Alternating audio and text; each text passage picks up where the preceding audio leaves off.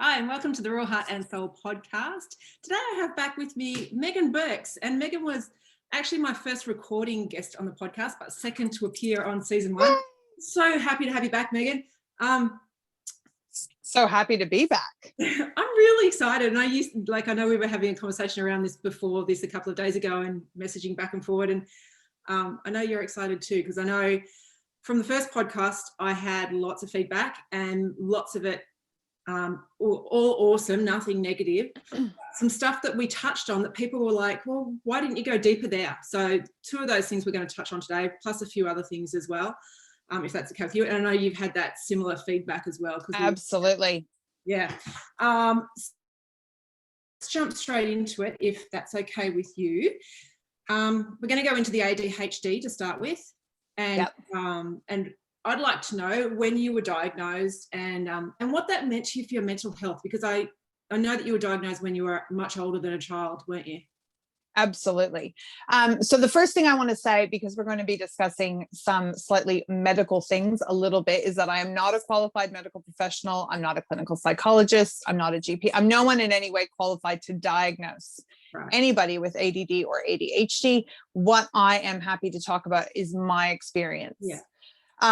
Because it's actually been an incredibly empowering experience for me. So I was diagnosed officially, it would be about 4 years ago. So it was around the same time that we started thinking about seeking a diagnosis for our son, who is now 11, going on 12.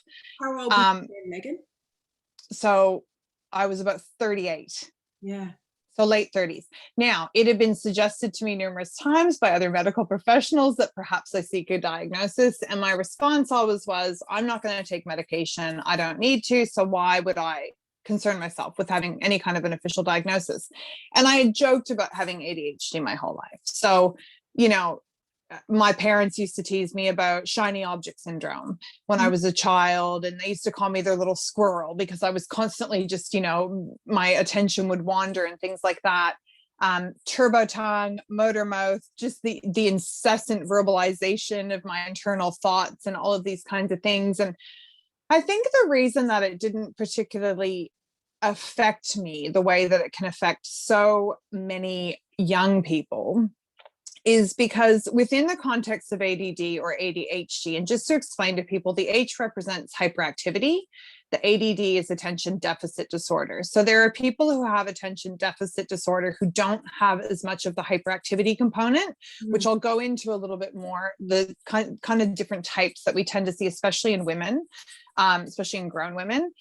So if you say to someone, what does ADHD mean? Most of them will say, oh, they're bad in school. That's kind of the hallmark that we've used for so long when we've been looking at these kind of diagnoses. I excelled at school from the time I was in kindergarten, right up through university, where I graduated third in my class with a 4.2 GPA. I won all the awards for my political science department in my senior year. I maintained scholarships, but academics was my hyper focus. Right. So you didn't really fit one of the big ticks coming from the 70s and 80s of the mold.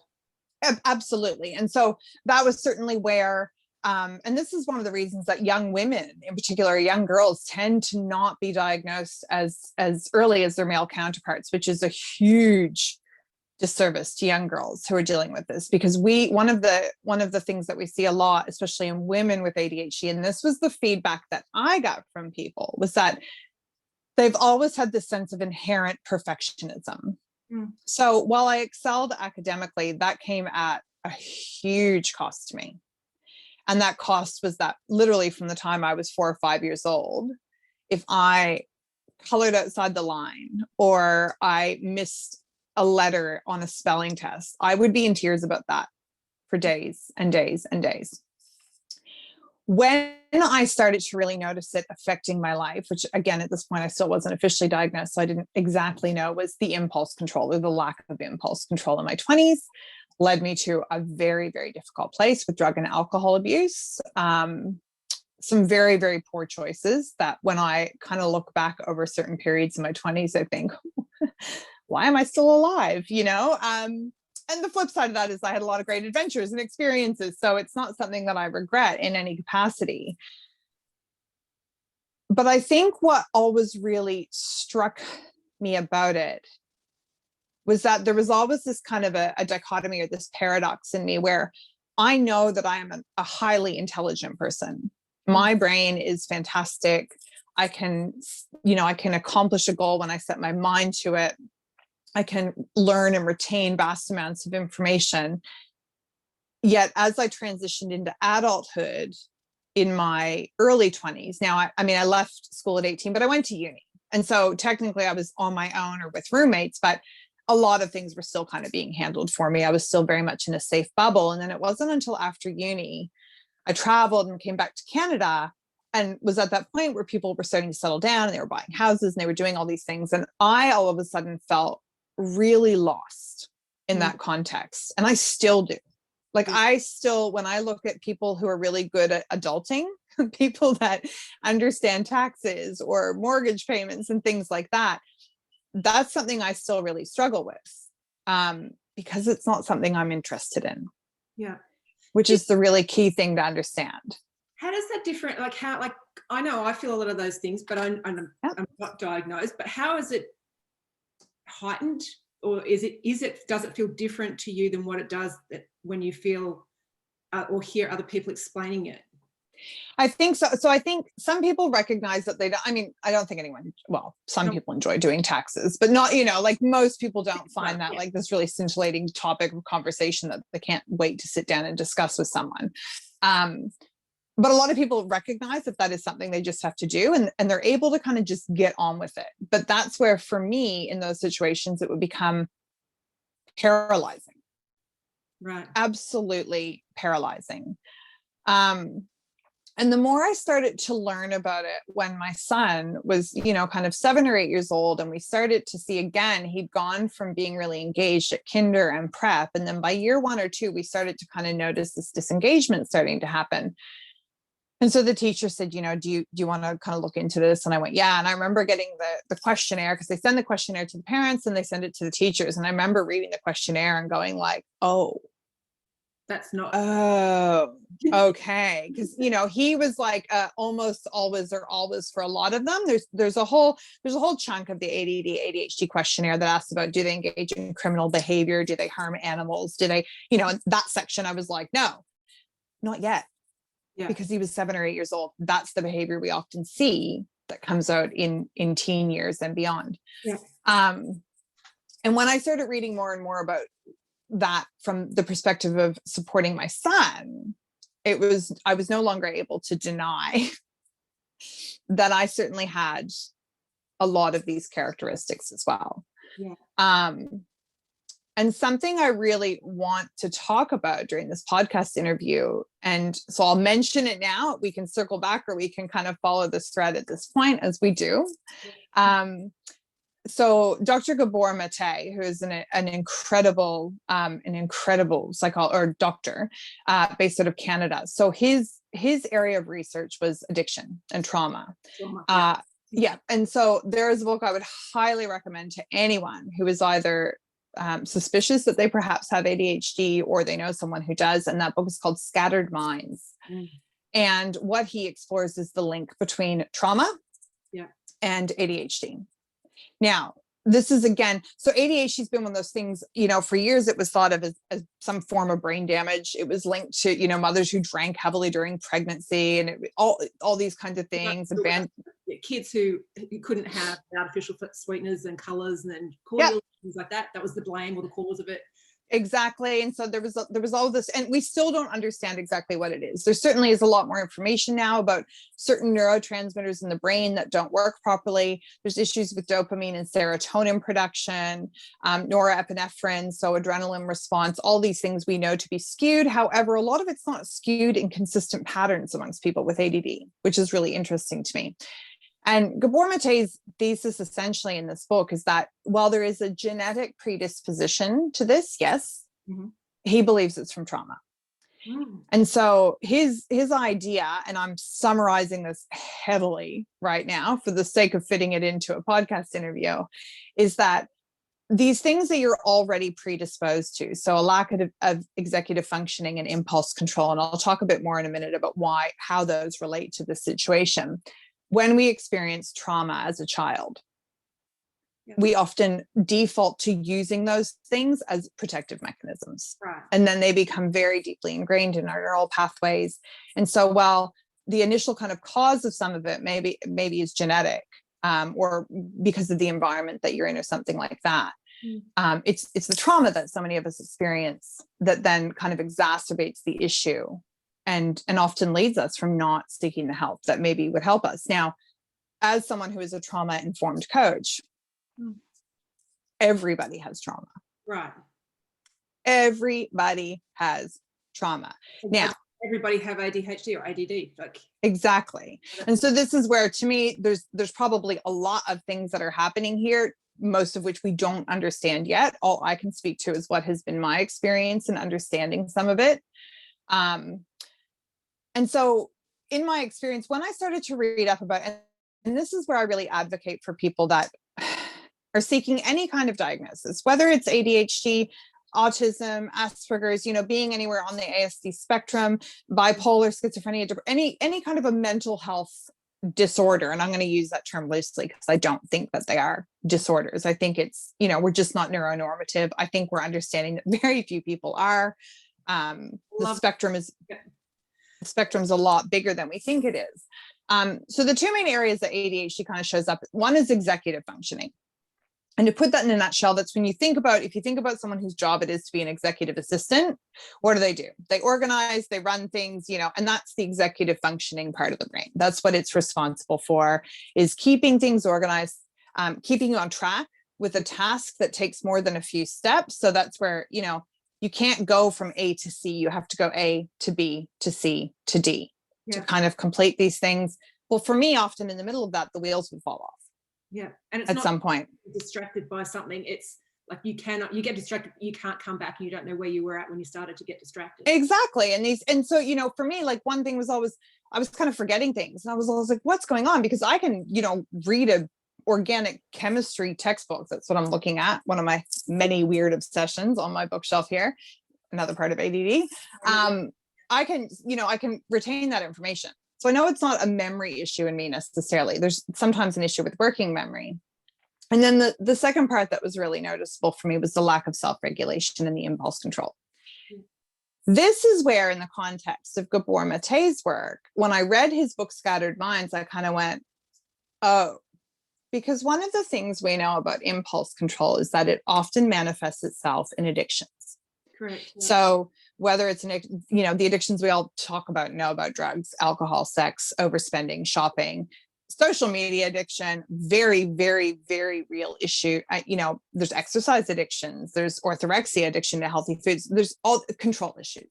Yeah. Essentially, when you look at someone who has experienced trauma in their childhood, and I just want to be very clear before I go on, when I say everybody has trauma, I'm not saying that as a dismissive, like, oh, well, we've all got trauma, so just move on.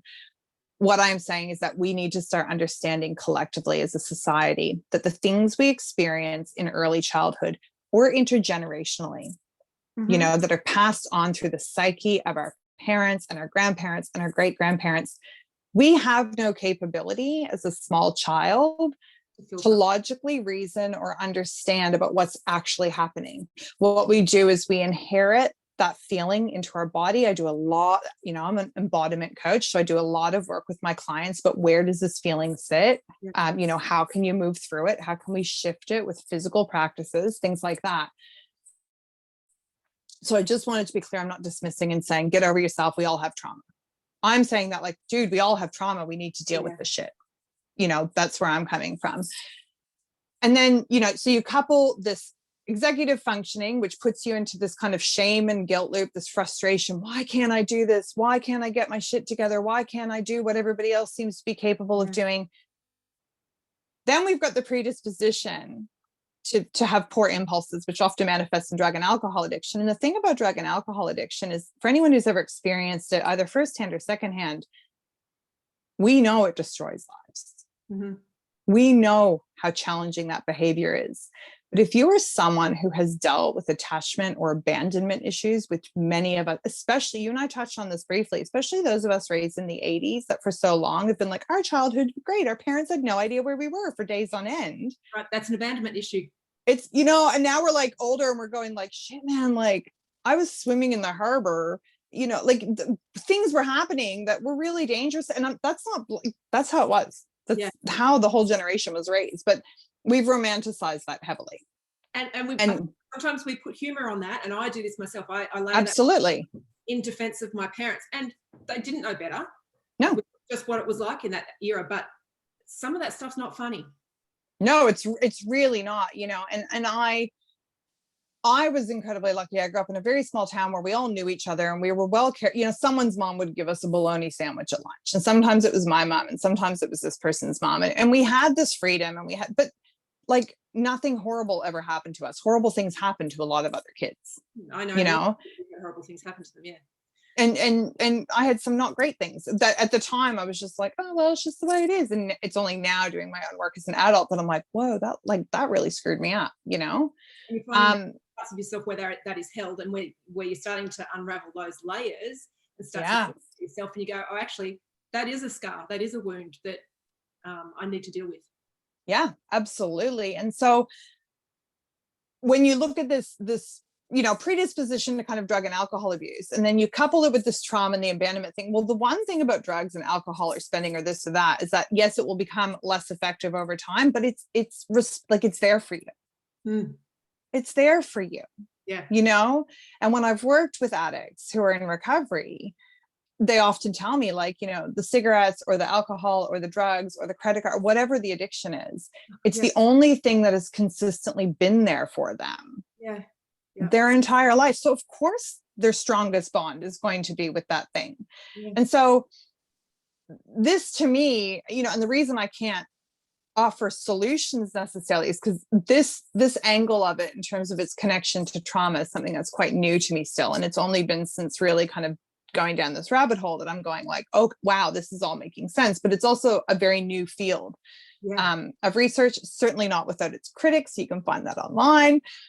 You know, it's quite controversial, but if you read the comments, one thing I find really interesting is that they're often written by parents from a very defensive perspective, who sometimes say very clearly in their criticism of his work, I don't want to be the one responsible for this. This isn't just my fault. They would prefer to it's completely genetic. There's nothing they can do about it.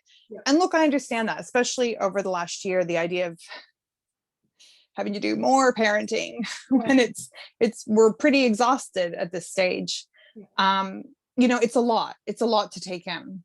I think people I'm going to stop you there, because I think parents, like you just said, we defend our parents because that's our first connection to relationship. Yeah.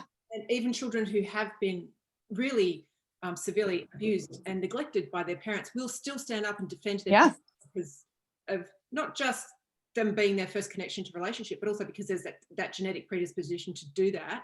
But also when parents start, or when children start talking about their trauma and parents start to like push back and say, I'm not responsible for that, oftentimes it's because they've got deep held traumas as well, from, like we were just talking about with Gabor Mate, from their childhood, but things that they've inherited in their genetics and in their energetic fields that are not theirs, that then they have to question and go, oh, well, my parent, like, it's like when you say, I don't want to be a parent like my parent. Sometimes you just find yourself doing it because, not because you want to, but just because it comes out. So I think parents will push back against diagnosis like that, because then it forces them to start having to uncover and work on themselves. And that work, absolutely, trying to support your child through that work is difficult, but when you have to do it on yourself at the same time, like, again, we talk about pulling off onion layers and coverings, it brings up everything. Absolutely. You know, most people are terrified. You and I speak about this a lot. Doing the work is terrifying. Doing the work is terrifying. You know, I remember years ago going to a therapist who, I remember, you know, we were talking about something, and I remember her holding my hand and saying, you know, this is not your fault. This is not your fault. And the relief that I felt from that. And then years later, seeing another therapist who was going, all right, well, where do you need to take ownership in this mess? And God, that was triggering. And it still is. I had a conversation with my husband earlier today that was really uncomfortable because I'm having to own where I need to keep doing my work. And, you know, you're always doing the work. The work never ends. It just gets harder and harder in some ways. You get stronger, you get better at committing to doing it despite how hard it is. But for me, I think when I received the diagnosis, I actually felt a huge sense of relief because there were things I have never understood about myself that always seemed to me really incongruent with this kind of identity that I had in other ways and how I would hear people describing me, but I never felt that way. And it was this kind of constant mismatch or misalignment within me.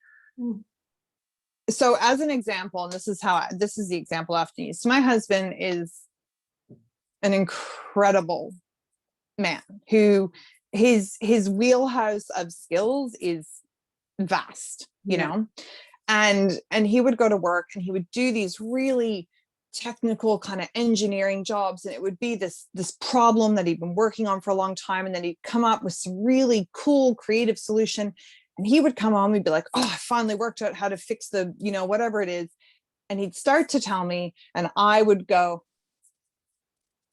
in my mind, and he would go, you're not listening, and I'd be like, no, I am, like I am, and then knowing that I'm not. And I would be so frustrated, like I'm trying so hard to stay present and engaged. And like, why can't I listen to this? I love this person. This is important to them. Why is this so hard for me? And then when I started to learn about what was actually happening in my brain and understanding that when you're not interested in something, it's very hard. I mean, without ADD, it's hard to maintain interest in something that you're not feeling particularly passionate about. But this is the difference. I could have at that point gone, oh, I just can't listen to conversations about things that I don't find interesting. Yeah.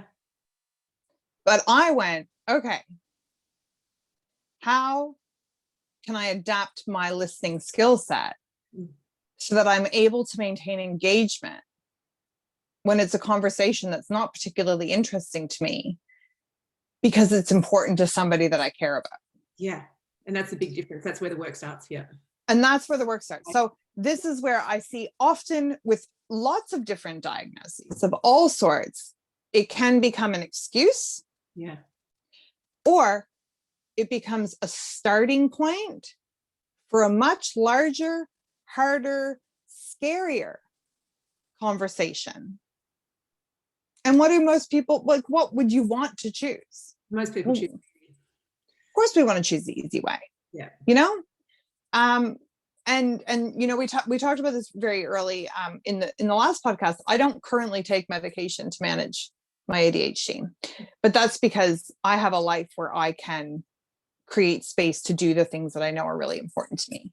So I can organize my days in a way that makes sense. I know that I need downtime after something that requires significant mental or emotional output. So coaching sessions.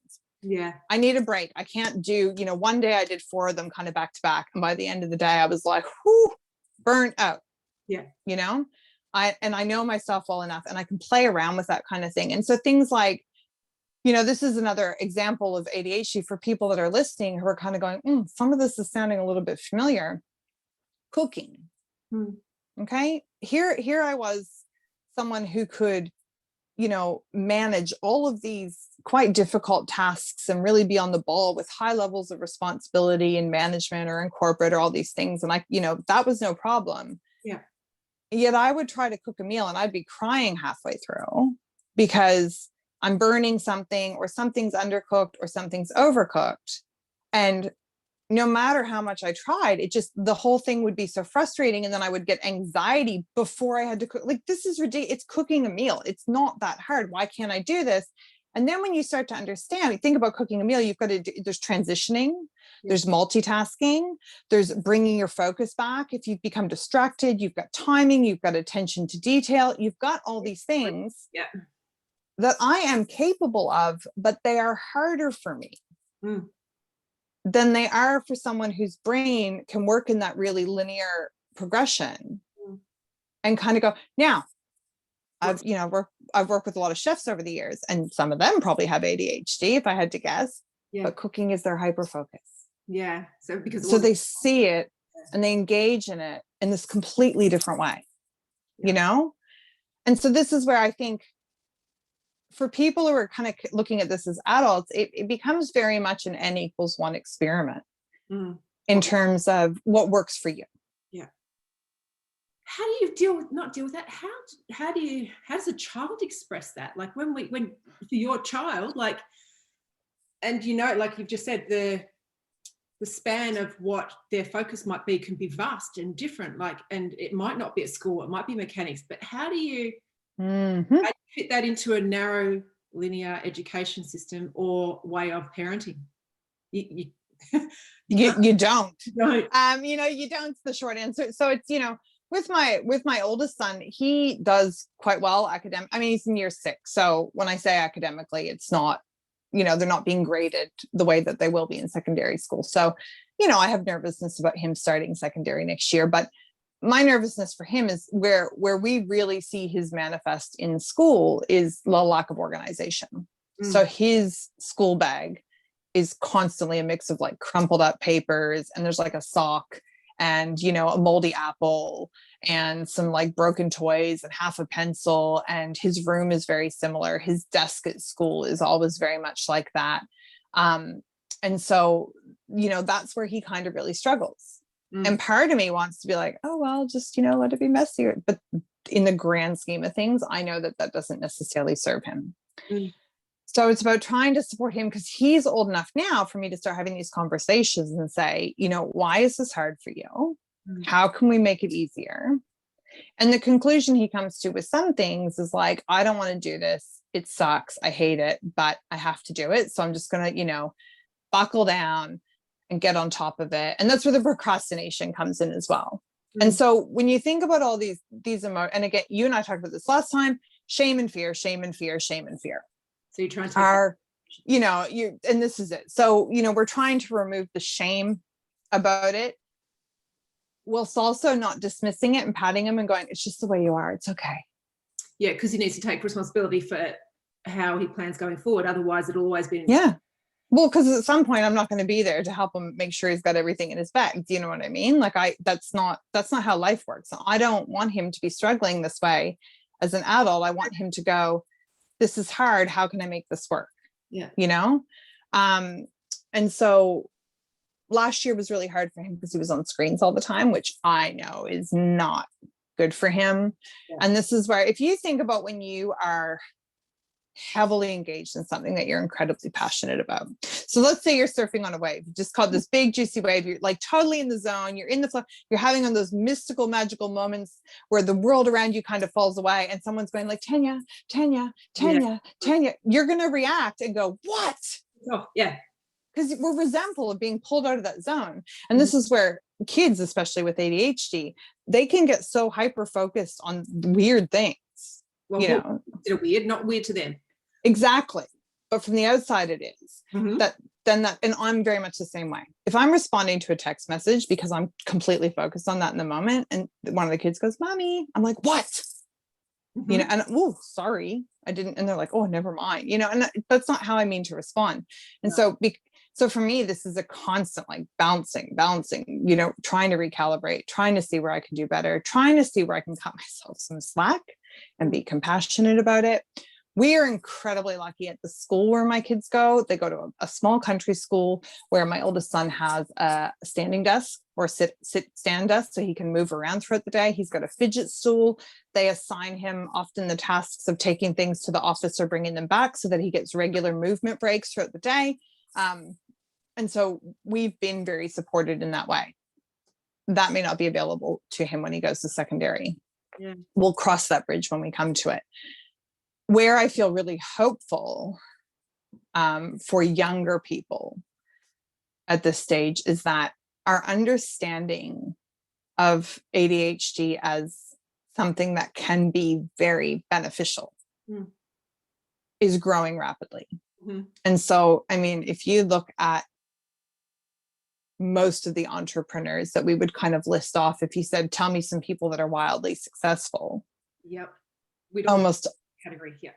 Yeah. And almost all of them would have that. And it's that passion and that excitement. that they feel at being able to think outside the box and like follow this thread and follow that thread, and, you know, all these kinds of things. Now, again, with kids as well, there is definitely an issue there with additives in food. So environmental toxins, sleep is really, you know, really important because of the kind of toxic shitstorm of neurotransmitters that are happening and not functioning. It can be hard to have really good sleep routines at times. Yeah. And sleep's really important. You know, and we live in a world like my oldest, he's not even 12 yet, and he goes to Scouts. Well, he doesn't get home from that until 9:30. He's not asleep until 10 o'clock. That's a late night for an 11-year-old. Yeah. You know?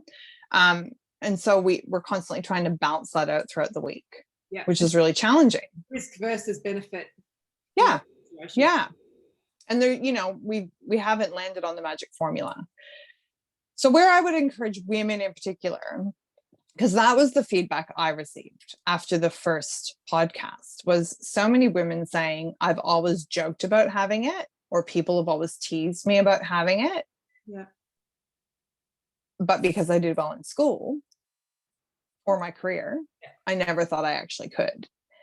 But now what they're starting to understand is, yes, you can be excelling amazingly in this area, and yet you can never get the laundry put away.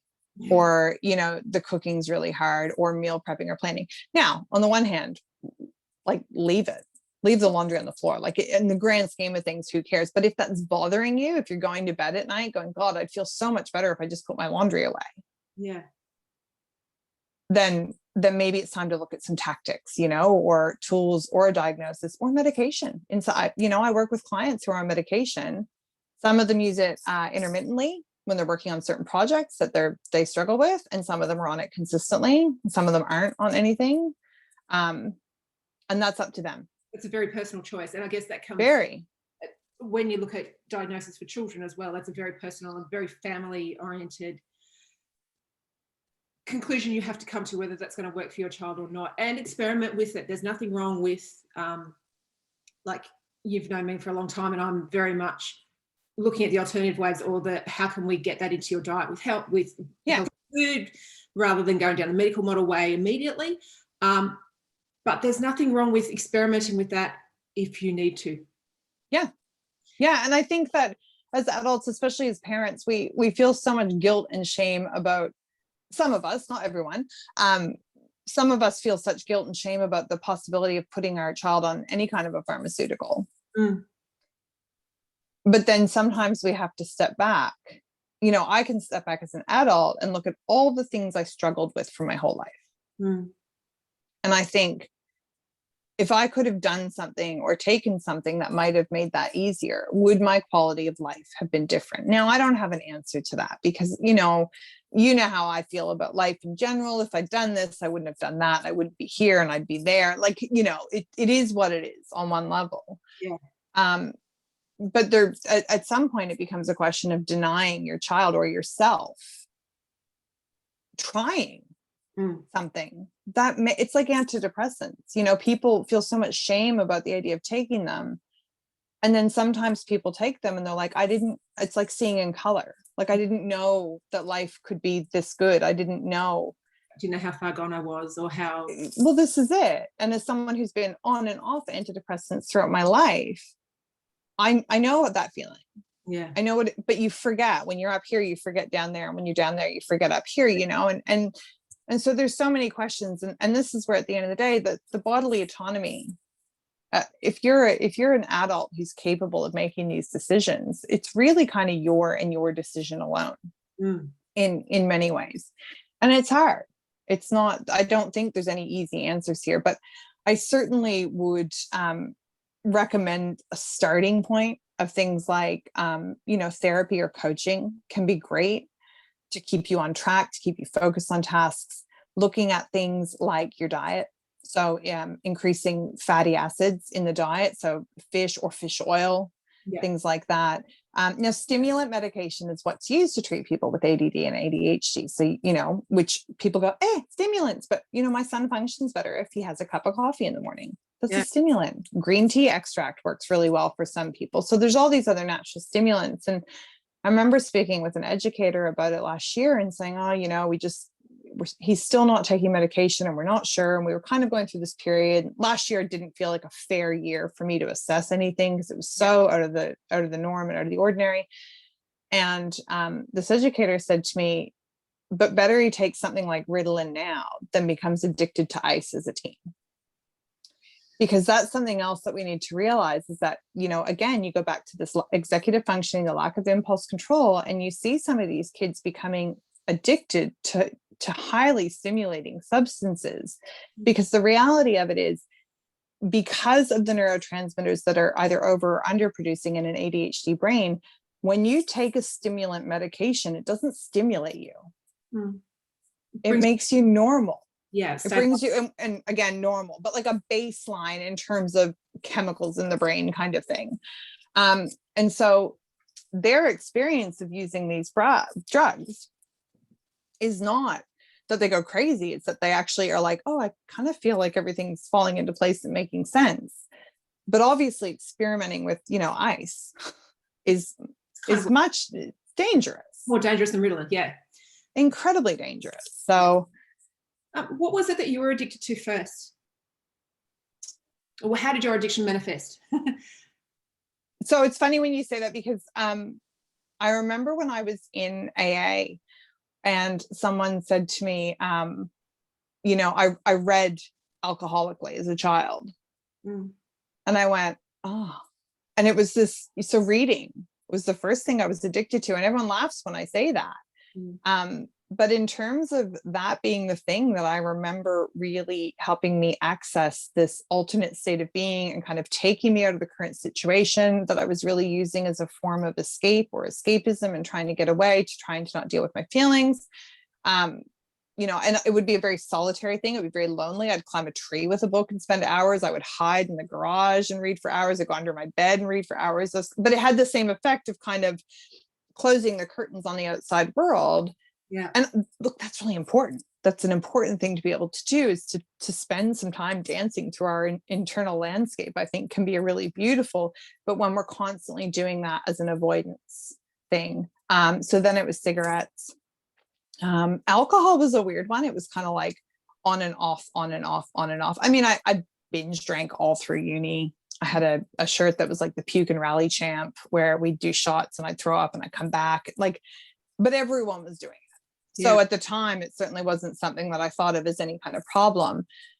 And then for me, when I was about 23, very quickly, within the space of kind of 6 to 8 months, it went from binge drinking to a full-blown addiction that I could no longer function without.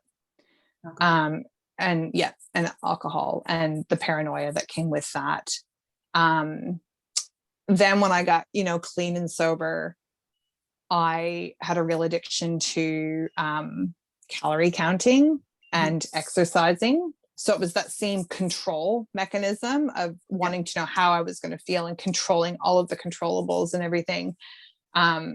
Really, really ridiculous. I have one notebook that I've kept from that time where I would write things down like, you know, I ate a handful of grapes today that I didn't plan to eat, but it's okay. I did an extra 20 minutes on the, you know, elliptical trainer, because that's how tight I had to be. I wouldn't. So, you know, all of a sudden I'm healthy and I'm looking great. And everyone's like, oh, you look amazing. But I'm also saying no to social invitations, not because I would drink too much or I was scared I would drink too much, but because I wouldn't be able to resist the food or, you know, and so it was a lot longer. And this has always been,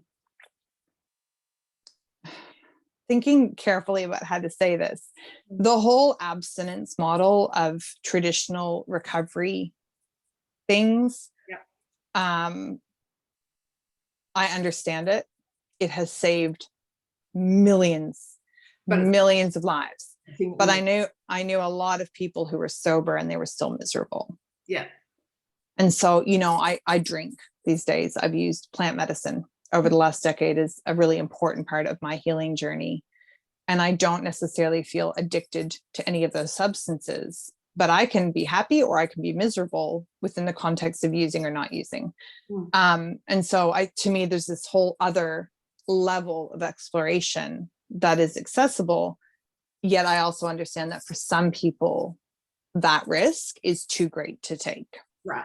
Yeah. And we're you talking know, about medicines and the world that's beginning to open up now with people who are openly exploring yeah, that, which I think is amazing and fantastic. And yeah, but like you said, people are frightened. The medical world is frightened of the unknown, and there is still so much of that we don't know and yeah, understand, that we still need to learn.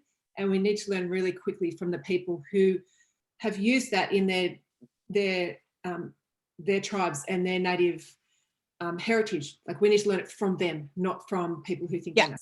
you know, and this is where ayahuasca is a great example, which is not a plant medicine that I have experienced. I've thought about it. There's something that feels profoundly weird to me about flying to Sydney for a weekend to take ayahuasca with some, you know, blonde woman. Like, it feels a bit jarring. I'm not necessarily judging people who choose that, but I also think this is where social media can be of great benefit and very dangerous, because so many people see that and they hear about these, you know, and people are like, oh, the ayahuasca journey sucked. So, you know, let's use psilocybin mushrooms, because I have personal experience using psychedelic mushrooms. Yes, the healing that comes after that trip was incredible. Confronting those deep, dark, shadowy, ugly parts of myself, that was very unpleasant. Yes. And I had to be, you know, set and setting. I had someone sitting with me, you know, and I worked my way up to a specific dose. You're also in an environment that was supportive of your journey and support, like with people trusted than you. It's not someone that you just flew to Sydney to do with one-off. Yeah. And I personally cannot imagine going on a plant medicine journey with someone that I don't know very well. No. So personal and so exposing. Yeah. Yeah, it is. And you know, that requires radical vulnerability. Yes. And so occasionally someone will say to me, like, I want to hear more about this. And I'm hesitant to talk about it because I don't consider myself a huge advocate for it. It's worked wonders for me. I think there is incredible potential with both psilocybin and MDMA therapy combined with talk therapy for the treatment of PTSD. Like, some of the research trials happening in America right now are astounding. Psilocybin mushrooms and psychedelics was actually an original part of Bill W.'s plan within the 12-step context. You know, it just got written out kind of in the war on drugs. I mean, Chasing the Scream, How to Change Your Mind by Michael Pollan. There's amazing, great books we can drop into the show notes on this topic. Yeah. But it's really, I mean, you can hear by the way I'm talking about this, I am no expert on any of this. No. What I would leave people with on this kind of a topic is that if you're sitting there every day going like, why can't I just do this? What is wrong with me?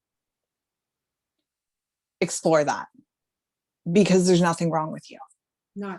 You just need to get to learn yourself and what's going to work for you. And find someone who can help explore that in a safe way.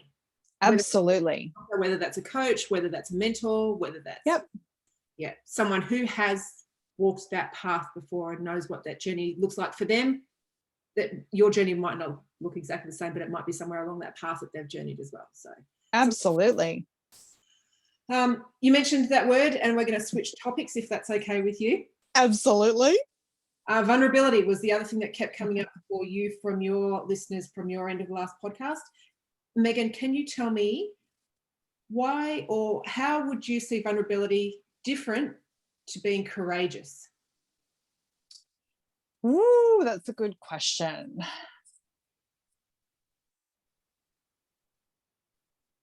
So for me, courageous would be the act of doing something. So it's a verb, it's you're doing something.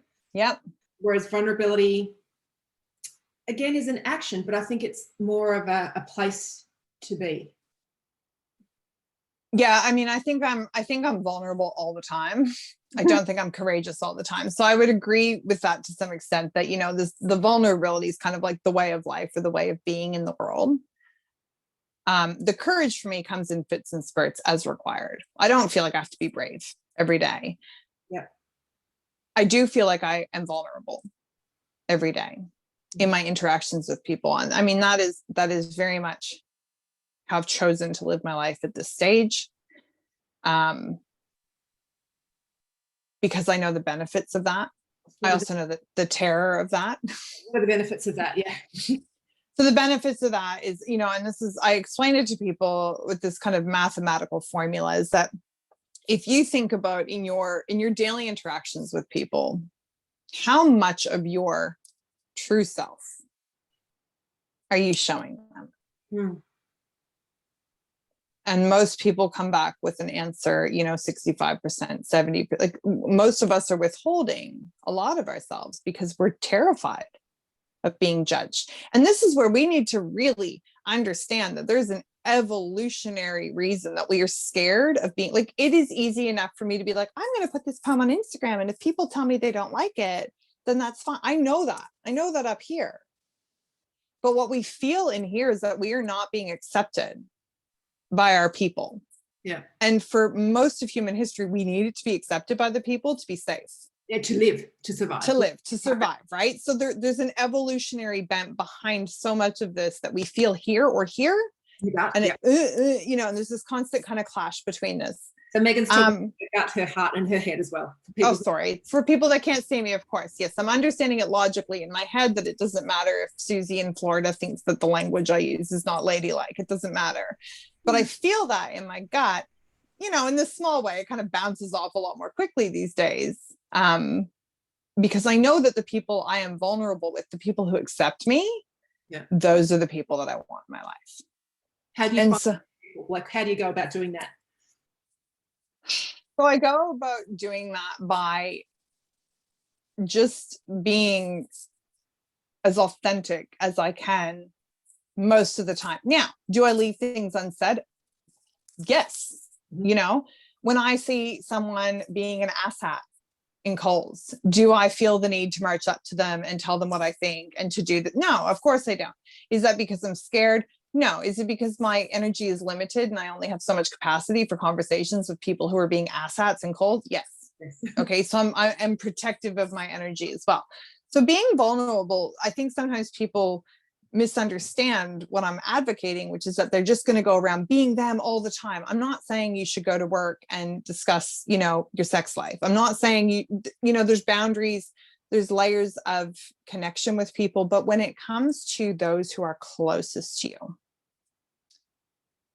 if you don't give them a chance to love you for who you are, they can't abandon you over that, but they also can't embrace you. Yeah.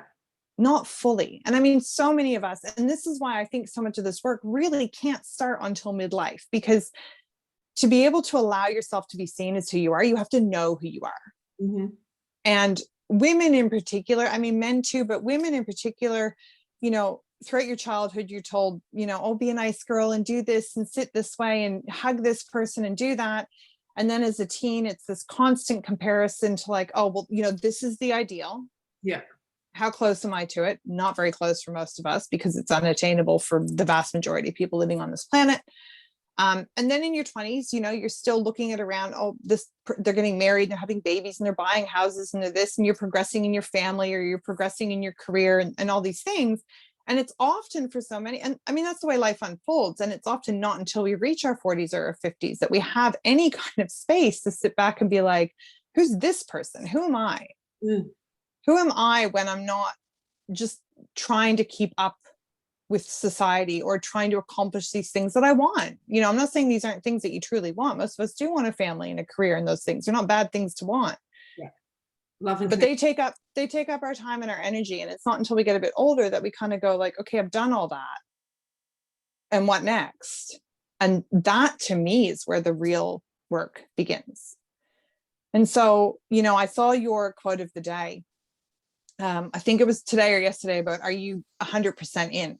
Yesterday's, yeah. Yesterday's. Yeah. And there was another essay that I've been working on right now. And it's been hard to write. It's an incredibly vulnerable, I mean, all my pieces feel vulnerable as I write them, and then they kind of vary in degree. But this essay opens with me recounting a conversation that I had years ago, and I'll probably cry while I tell this story because it always makes me sad to think about it. And my therapist at the time said to me, do you love and allow yourself to be loved by your children as much as you could? And I went, no. Immediately I said no. And as I said no, I could feel the shame coming up into me, because I'm thinking, what kind of bitch doesn't love her children 100%? Like, how can you even say this? Yeah. And then, so then, over the weeks and the months, and this was kind of at a point where I was really just starting some of this work. I'd been picking these scabs for years and years. And I was kind of at this point where I was like, we're just going to cut ourselves open and like see what's underneath, peel our skin back and see. And I realized that, that withholding of love and denying myself that love is very much a self-protective mechanism. Mm-hmm. Because being hurt by or hurting someone that you've fully allowed yourself to connect to feels worse than when someone's an asshat in Kohl's. Exactly. Yeah. Do you know what I mean? And this is the reality of it. Yeah. Because you're and that's you're invested. And so that's not something that, that conversation's hard for me to share. Because I fear judgment, because I fear that there's people that are listening to me. And the mothering thing's a big one for me, because I have so many friends who have kids and they're just like, oh my God, it's just like the best thing ever. And I'm so fulfilled and I'm so happy. And I don't feel that. And it's really, I struggle with this a lot.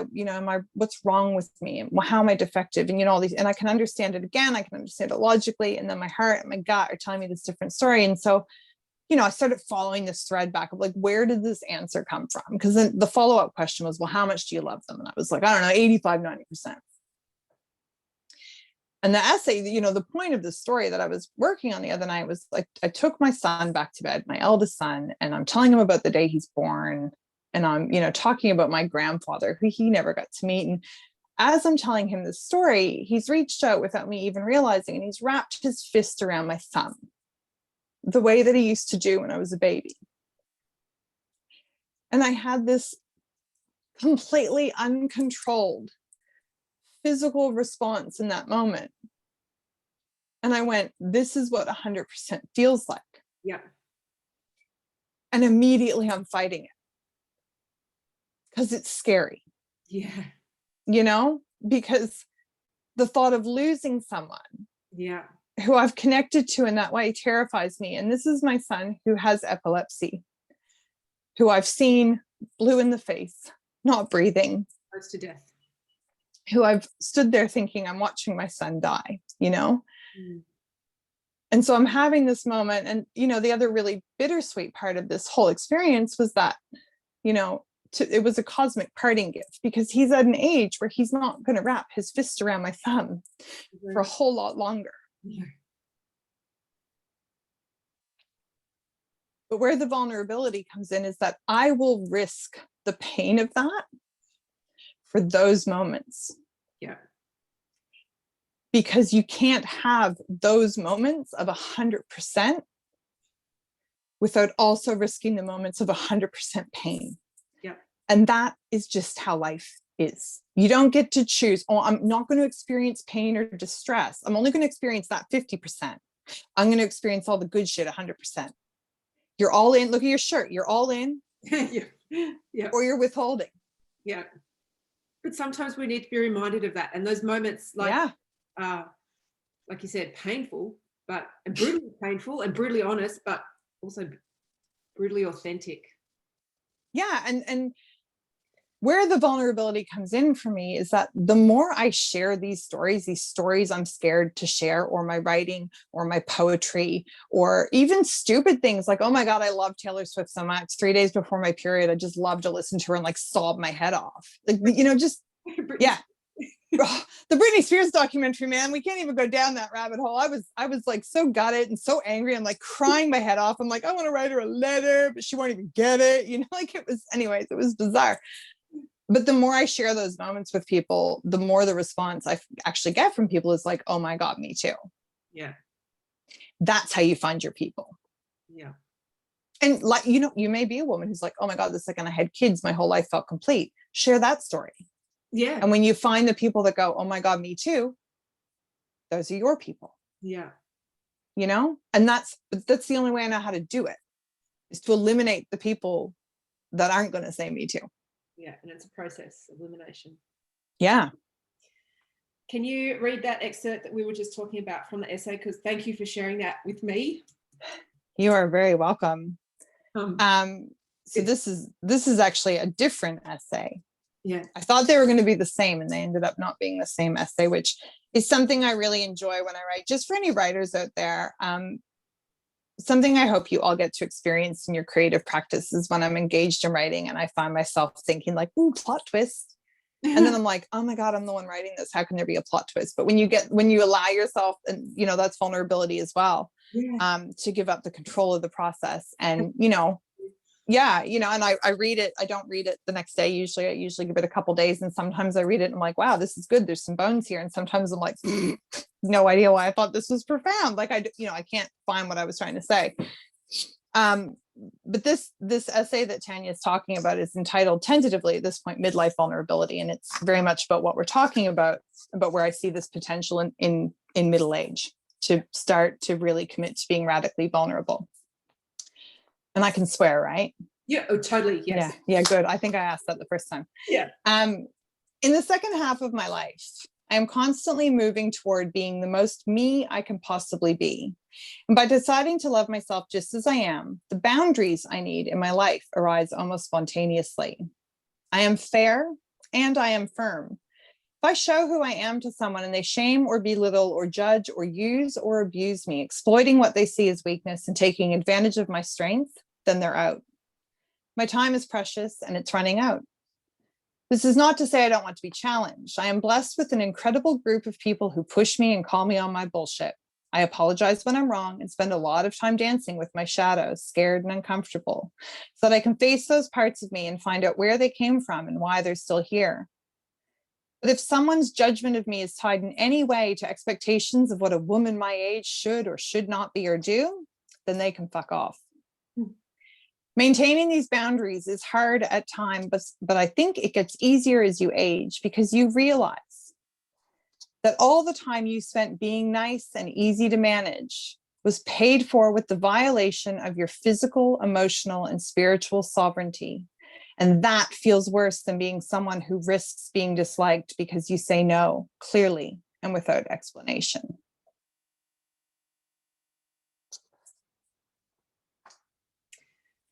That's beautiful. Thank you. Beautiful. And that's the that's the price most of us have paid to be accepted, is either withholding and hiding parts of ourselves and never allowing ourselves to fully experience our humanity. And within the spirituality movement, I guess, so many people talk about being human as this very light, beautiful adventure, and it is, but it also sucks. It's also dark. It's also full of shadows, and it's also full of scary moments. And like, holy shit, what am I doing this for? And really, is this part of what my soul purpose is? Yeah, like, the joke between you and I the other night in my IG stories, like me reading my soul contract, thinking like, where did I sign up for that? There's a lot of pain. There's a lot of beauty, and you can't just experience one or the other. No. And those boundaries for me, it's weird in that I'm more open and vulnerable than I ever have been. And I also have stronger and more clearly defined boundaries. Yeah. And this isn't about, I don't like this person, so they're not going to be part of my circle, but it kind of is to some extent. I make very quick judgments these days about where they're coming from, how open-minded they are, how willing they would be to engage in a dialogue. And at the end of the day, if people make fun of me because of what I wear, anything superficial, what I wear, what I listen to, they're just not people I want in my life. I played that game in junior high, things like I've grown out of that. Yeah. So yeah. What do you think the gifts from all of you, particularly the ADHD, the ADD, what do you think those gifts are? Because we've talked about some of the not so fun parts about it. Yeah. What do you think that has given you? Look, it's given me a real joie de vivre. It's given me the ability to try new things pretty consistently. And that's become all the more sweeter in the last couple of years when I've stopped beating my, the word polymath to someone who's inspired by and good at a lot of things. I'm a polymath and I understand that. And so even with my business, I want to be a coach and a writer and a poet and do embodied dance stuff and this and that. And for so long, any marketing coach will tell you, no, pick one and target to women. And now I'm kind of like, no, this is who I am, and so now I coach people who want to live fully. I mean, that's usually creatives, usually women in midlife, but that's really, those are my niche clients. So the people that want to really kind of go all in. It's given me the ability to think outside the box because that linear thought process. So, so for me, if I think about my brain kind of like, like zigzagging all over the shop, yes, that's very challenging at times. It also gives me the ability when I'm trying to reason through something and I kind of hit the roadblock on the linear line, which is where most people would give up. I'm just like, oh, well, we're just going to go over or under or left or right, or, I'm going to totally change directions. Yeah, because your brain has been wired to do that. That's it gives me the creativity. It gives me the ability to be very, very fully engaged in the things that I love. So writing, poetry would be a big one when I get an image in my head that I want to try to translate into a piece of writing, which is like so frustrating at times. There's just not words that exist. That's where embodiment practices come in sometimes, but it's this really, this overwhelming sense of kind of desperation to somehow explain these images in a way that I can share them with other people, which, I don't share everything that I write. But when I fully engage in that process and I do write something that when I read it back a couple days later, I'm like, this makes sense. I'm going to share it with someone. I think they'll appreciate this, Yeah. It might yeah. And that impulse control, I think it's mellowed out a lot now that I'm older, but it also means that I do things like go roller skating or skateboarding or surfing, or, things that other friends are like, oh, it's, what if you break your wrist? I'm like, oh, what if I break my wrist? You're right, should be doing that. Yeah. So come into it. Yeah. And I think too, being someone who has struggled makes me so much more compassionate to other people's struggles. The ice epidemic here, there was a stabbing close to where I live a few weeks ago. And, the comments on the news, I don't know if it was ice related or not. I don't know if that was ever proven, but of course that's what everyone supposed. And, oh, there's an ice problem. We need more cops. We need more this. We need more that. There's not a single person on that thread saying, why are so many young people using ice? Where's the understanding in this situation? Where's the empathy? Yeah. Why are so many young men, sucker punching people? Why are so many young women cutting themselves or having eating disorders? It's all about how we can control and fix these problems. Because I've been there, because I have felt like the most useless piece of trash ever to exist on this planet. I know what that sense of desperation feels like. Yeah. And I will never judge someone for how they're trying to cope with that feeling, because that's all they're doing, is trying to make themselves feel better. Because isn't that what we all want? Yes. And for someone in that situation, the way to feel better is to feel numb, to actually not feel at all sometimes. Yeah. And so I get that. So it's given me that compassion, certainly in terms of parenting a son with ADHD. I look at his room. Yes, it frustrates me, but I also understand why it's not just so simple for me to say to him, clean up your room. And then why can't he do that? Why does he get halfway through? And then he's suddenly, playing with his Star Wars figurines that he hasn't touched for 5 years. I understand that. Yeah. So I try to have more compassion. I don't always, but I try at least. So, yeah. You've brought me. Oh, don't make me cry. You brought me more understanding of how everything isn't just black or white.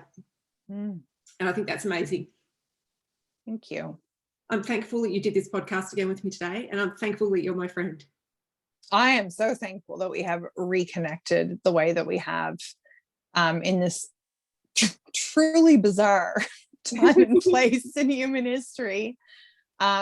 And incredibly grateful for your podcasts and for reminding people that their soul does have a purpose, and that purpose may be their career, but it may not, but it's all about finding what really, really lights you up in this world, because that's what we need more of.